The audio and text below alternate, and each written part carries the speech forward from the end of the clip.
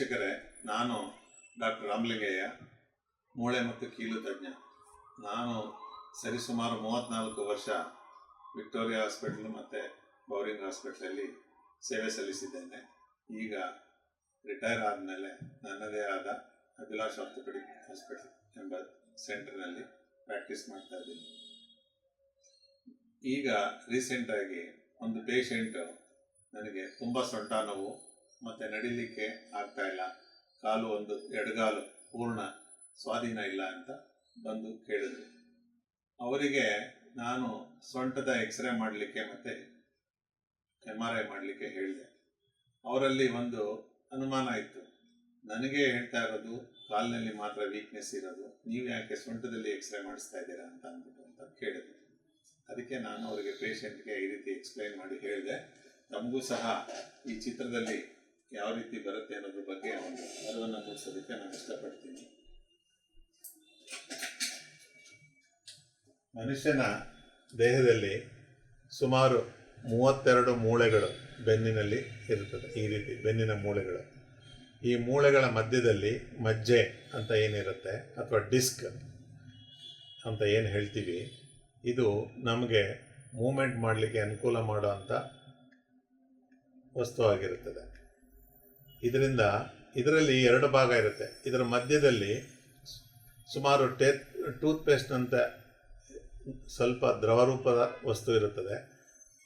ಅದರ ಪಕ್ಕದಲ್ಲಿ ಇರುವಂಥದ್ದು ರಬ್ಬರ್ನಂಥ ಗಟ್ಟಿ ವಸ್ತುವಿನಿಂದ ಇರುತ್ತದೆ.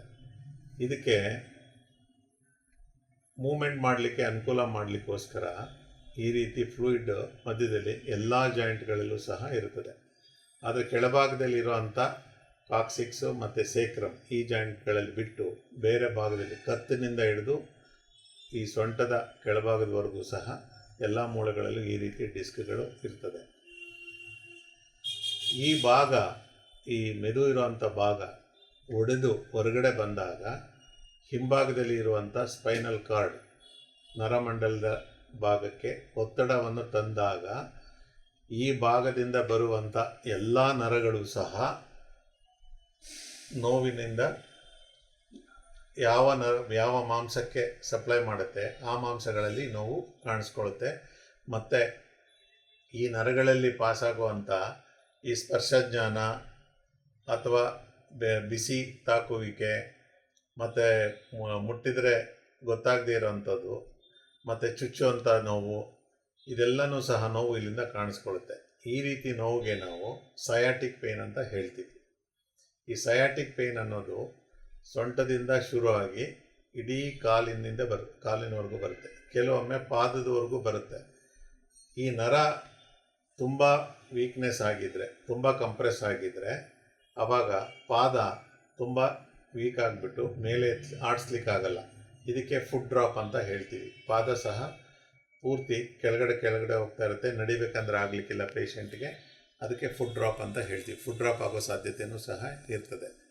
ಸೊ ಆದ್ದರಿಂದ ನಾವು ಕಾಲಿನಲ್ಲಿ ನೋವಿದ್ರೂ ಸಹ ಪರೀಕ್ಷೆ ಮಾಡಬೇಕಾಗಿರೋ ಜಾಗ ಸೊಂಟದ್ದಾಗಿರುತ್ತೆ. ಇದನ್ನು ರೋಗಿಗಳು ಅರ್ಥ ಮಾಡ್ಕೊಳ್ಬೇಕು. ಸೊ ಅವರು ಕೆಲವೊಮ್ಮೆ ವೈದ್ಯರು ಯಾಕೆ ಈ ಸೊಂಟದ ಎಕ್ಸ್ರೇ ಮಾಡಿಸ್ತಾ ಇದ್ದಾರೆ, ನನಗೆ ಕಾಲಿನಲ್ಲಿ ತೊಂದರೆ ಇದೆ ಅಂತ ಹೇಳ್ತಾ ಇದ್ದೀನಿ ಅಂತ ಕೇಳ್ತಾರೆ. ಅದಕ್ಕೋಸ್ಕರ ಇದನ್ನು ತಮಗೋಸ್ಕರ, ತಮ್ಮ ಅರಿವಿಗೋಸ್ಕರ ಇದನ್ನು ಹೇಳ್ತಾ ಇದ್ದೀನಿ. ಯಾವುದೇ ವ್ಯಕ್ತಿ ಕಾಲಿನಲ್ಲಿ ನೋವಿದ್ರೂ ಸಹ ಇದಕ್ಕೆ ಮೂಲ ಎಲ್ಲಿಂದ ಬಂದಿದೆ ಅನ್ನೋದನ್ನು ಕೆಲವು ಪರೀಕ್ಷೆಗಳ ಮೂಲಕ ನಾವು ನಿರ್ಧಾರ ಮಾಡಿ ತದನಂತರ ಅದಕ್ಕೆ ಬೇಕಾದಂಥ ಪರೀಕ್ಷೆಗಳನ್ನು ಯಾವ ಭಾಗದಲ್ಲಿ ಮಾಡಬೇಕು ಅಂತ ನಿರ್ಧರಿಸಿ ಅಲ್ಲಿ ಎಕ್ಸ್ರೇ ಅಥವಾ MRI ಮಾಡಬೇಕಾಗತ್ತೆ ಅಥವಾ ಬೇರೆ ಪರೀಕ್ಷೆಗಳನ್ನು ಮಾಡಬೇಕಾಗಿರುತ್ತೆ. ಇದನ್ನು ತಾವು ಎಲ್ಲರೂ ಸಹ ಅರ್ಥ ಮಾಡ್ಕೊಳ್ತೀರಂತ ನಾನು ಅಂದ್ಕೊಂಡಿದ್ದೀನಿ.